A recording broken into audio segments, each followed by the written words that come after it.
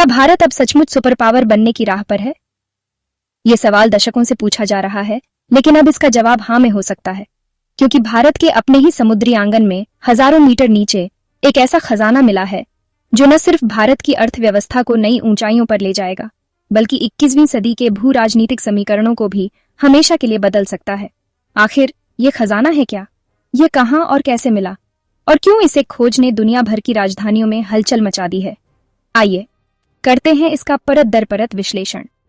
यह ऐतिहासिक खोज भारत के पूर्वी तट पर, विशेष रूप से ओडिशा और आंध्र प्रदेश के पास, भारत के अपने विशेष आर्थिक क्षेत्र यानी एक्सक्लूसिव इकोनॉमिक जोन (EEZ) में हुई है। यह वो इलाका है जहां समुद्र के संसाधनों पर भारत का कानूनी हिक्यू है। ये कोई एक दिन की किस्मत नहीं, बल्कि भारतीय भूवैज्ञानिक सर्वेक्षण GSI के दशकों के अथक परिश्रम का नतीजा है। GSI के अत्याधुनिक रिसर्च जहाजों ने सालों तक समुद्र की तलहटी का नक्शा बनाया, जिसके बाद ऊर्जा मंत्रालय के साथ मिलकर इस विशाल खनिज और हाइड्रोकार्बन भंडार की पुष्टि की गई। तो इस समुद्री खजाने में आखिर है क्या? इसमें 3 मुख्य रत्न हैं, जिनमें से हर एक भारत का भविष्य बदलने की क्षमता रखता है। पहला और सबसे बड़ा खजाना है मीथेन हाइड्रेट। इसे फायर आइस या जलती हुई बर्फ भी कहते हैं। यह बर्फ जैसा दिखने वाला एक ठोस पदार्थ है, जिसके क्रिस्टल के अंदर प्राकृतिक गैस यानी मीथेन फंसी होती है। इसका अंदाजा इसी बात से लगाइए कि 1 क्यूबिक मीटर मीथेन हाइड्रेट से 160 क्यूबिक मीटर से ज्यादा प्राकृतिक गैस निकल सकती है। शुरुआती अनुमानों के मुताबिक अकेले बंगाल की खाड़ी में मिला भंडार भारत की अगले कई 100 सालों की ऊर्जा जरूरतें पूरी कर सकता है। ये पारंपरिक गैस भंडारों से कई गुना बड़ा है। दूसरा खजाना है पॉलीमेटालिक नोड्यूल्स। ये समुद्र की तलहटी में हजारों सालों से बन रहे आलू के आकार के पत्थर हैं, लेकिन ये साधारण पत्थर नहीं, बल्कि खनिजों का पावर हाउस है। इनमें भरा है निकेल, जो EV बैटरी के लिए जरूरी है, कोबाल्ट, जो सुपर अलॉय और मोबाइल फोन में लगता है, कॉपर, जो हर इलेक्ट्रॉनिक चीज की जान है, और मैंगनीज, जो स्टील उद्योग की रीढ़ है। सबसे महत्वपूर्ण, इनमें रेयर अर्थ एलिमेंट्स भी हैं, जिन पर आज पूरी तरह से चीन का एकाधिकार है। और तीसरा खजाना है पारंपरिक ऊर्जा का स्रोत यानी पेट्रोलियम और प्राकृतिक गैस के विशाल भंडार। शुरुआती आकलन अरबों बैरल के रिजर्व की ओर इशारा करते हैं। अगर यह अनुमान सही साबित हुआ तो यह भारत को दुनिया के बड़े तेल उत्पादक देशों की लीग में शामिल कर सकता है और हमारी तेल आयात पर निर्भरता को जड़ से खत्म कर सकता है। लेकिन सवाल यह है कि हजारों मीटर नीचे दबे इस खजाने को सतह पर कैसे लाया जाएगा? ये टेक्नोलॉजी और इंजीनियरिंग की एक बहुत बड़ी चुनौती है। भारत अपने डीप ओशन मिशन के तहत इस दिशा में काम कर रहा है। मत्स्य 6000 जैसी पनडुब्बी तैयार की जा रही है, जो 6000 मीटर की गहराई तक जा सकती है। पॉलीमेटालिक नोड्यूल्स के लिए रिमोट से चलने वाले अंडर वाटर माइनिंग रोबोट्स और उन्हें सतह तक लाने के लिए विशेष पाइप सिस्टम की जरूरत होगी। वहीं मीथेन हाइड्रेट से गैस निकालने के लिए या तो दबाव कम करना होगा या तापमान बढ़ाना होगा, जो अपने आप में एक जटिल प्रक्रिया है। इस तकनीक पर अभी दुनिया भर में रिसर्च चल रही है। अब बात करते हैं अर्थशास्त्र की।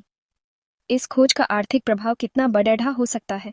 भारत आज अपनी ऊर्जा जरूरतों का 80% से ज्यादा आयात करता है, जिस पर हर साल $100 अरब से ज्यादा खर्च होता है। इस खजाने का सफल दोहन इस पूरे समीकरण को पलट सकता है। हम न केवल आत्मनिर्भर बनेंगे, बल्कि एक बड़े ऊर्जा और खनिज निर्यातक देश के रूप में उभर सकते हैं। इससे लाखों नई नौकरियां पैदा होंगी, मरीन इंजीनियरिंग से लेकर रोबोटिक्स और मेटलर्जी तक।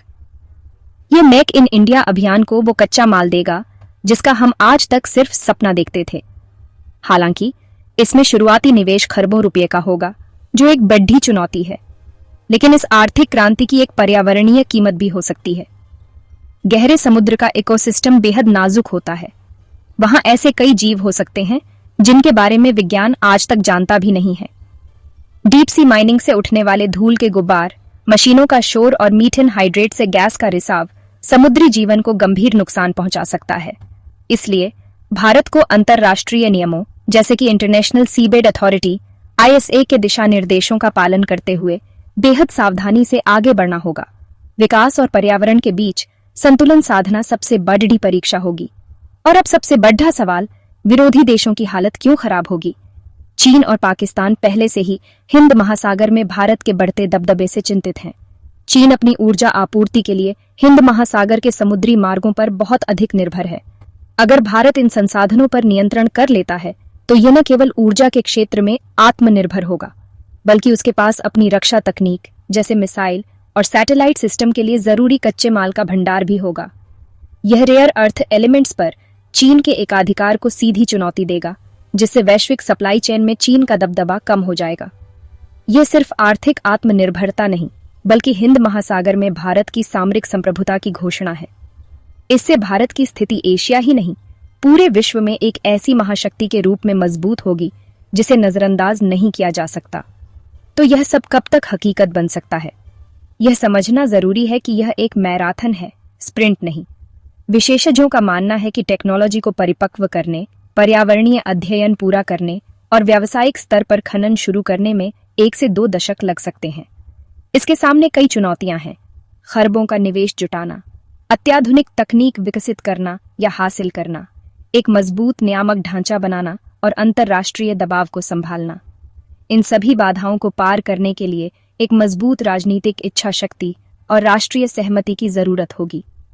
तो दोस्तों, समुद्र की गहराइयों में छिपा ये खजाना वाकई भारत की किस्मत बदल सकता है। यह भारत के लिए सिर्फ एक अवसर नहीं, बल्कि एक परीक्षा है हमारे तकनीकी कौशल, आर्थिक दूरदर्शिता और सबसे बढ़कर हमारी पर्यावरणीय जिम्मेदारी की।